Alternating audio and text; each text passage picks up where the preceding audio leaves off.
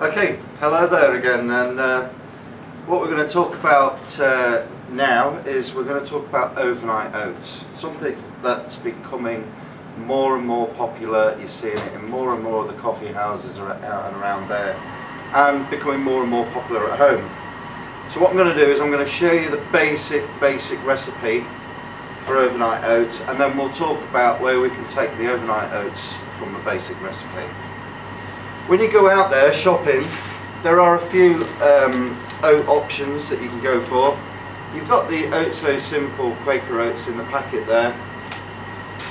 You've got rolled oats, which come in a normal packet, and they're very, very cheap in the supermarkets at the moment, these rolled oats. And then you have another type of oat which is called a steel cut oat.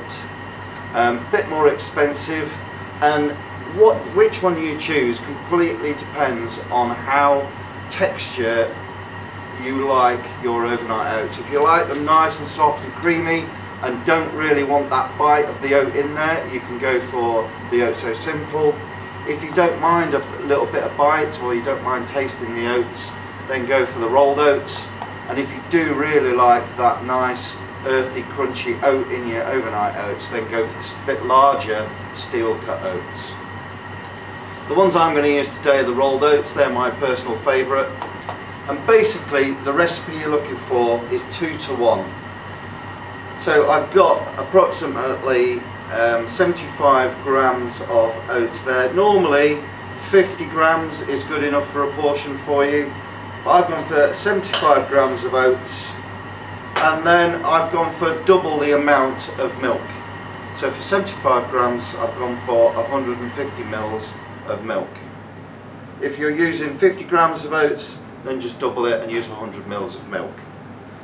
So you pour that on top, then you just give them a nice stir around so all the oats are incorporated within the milk, and they're good to go. And generally, if you're using the rolled oats, what you're looking at is approximately 8 hours soak time.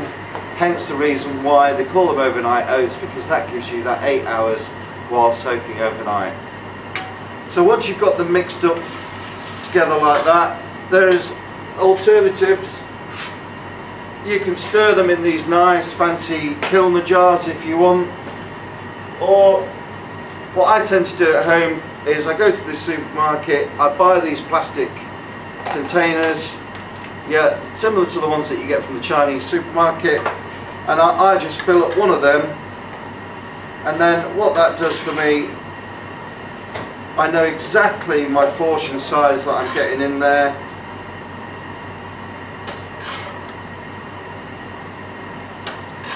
And also, when it comes to what we're going to talk about in a minute, and the topping these off in the morning once they've soaked overnight, it gives you a greater surface area to put your toppings on, as opposed to trying to get them into that Kilner jar. And also, if you don't want to use these again, they're just a one use hit. You just put your overnight oats in them, eat what you want, and then get rid of this, and then there's no washing up left to do later on. So as you can see, got my overnight oats soaking in my milk. I can put my lid on the top, and then I can put that away into the fridge and leave that for my 8 hours overnight. If you like skimmed milk, semi-skimmed, whole milk, then the ratios are exactly the same. So that's personal preference again. If you like to use alternatives milks like almond milk, oat milk, coconut milk, then it's exactly the same as again.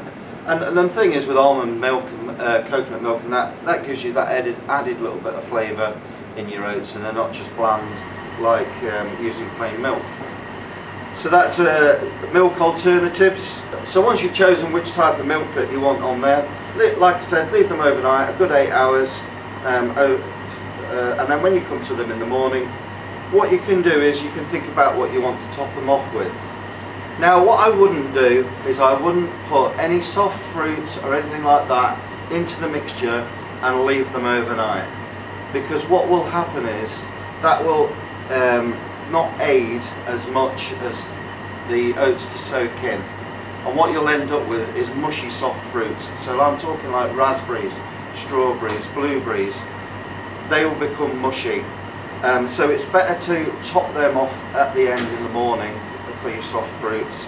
By all means, put things like chia seeds in there because they'll need a good soak, but just remember when you use chia seeds, they also will take up some of that liquid, so you might want to put a little bit of extra liquid in if you're using chia seeds. Everything else I would leave until you top them off in the morning.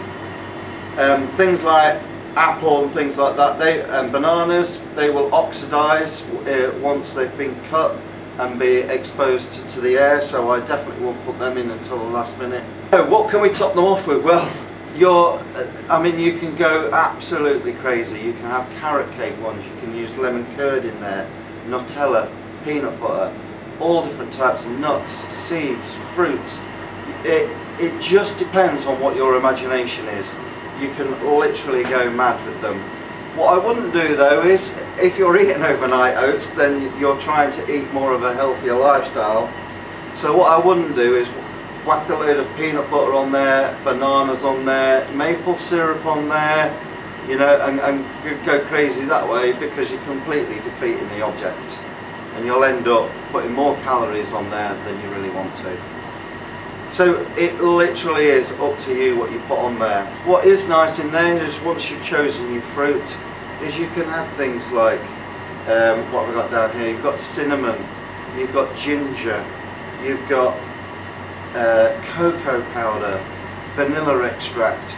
All these added elements add extra health benefits too, especially ginger, especially cinnamon. All help with your digestive system. Blueberries, high in antioxidants, still all good for the system. For those gym goers amongst you, you can add protein powder, and this is where I would add it right at the beginning, and I would leave that soaking with your oats overnight. But once again, protein powder is dry, so it will absorb liquid, so you will have to put in a slightly bit more liquid when using protein powder. And I would top mine off, if I was using protein powder, with a nice non-fat Greek yogurt, okay, because that is another added health benefit when using protein powder. I wouldn't add sugar to these. I would use more natural sweeteners like honey, like maple syrup, but once again, I wouldn't go overboard with them. It all just depends on personal flavour really. Like I said, I've used just milk there. What you can do is, I've touched upon it, is use non-fat Greek yogurt. If I was using yogurt, which I tend to do a lot at home, I tend to use equal quantities of each. So I would use 50 grams of oats, 50 mils of water, and 50 grams of natural Greek yogurt, and mix all that together, and that will give you a much creamier overnight oat. There we have it. The list is endless, and it's all to do with personal tastes and personal flavourings.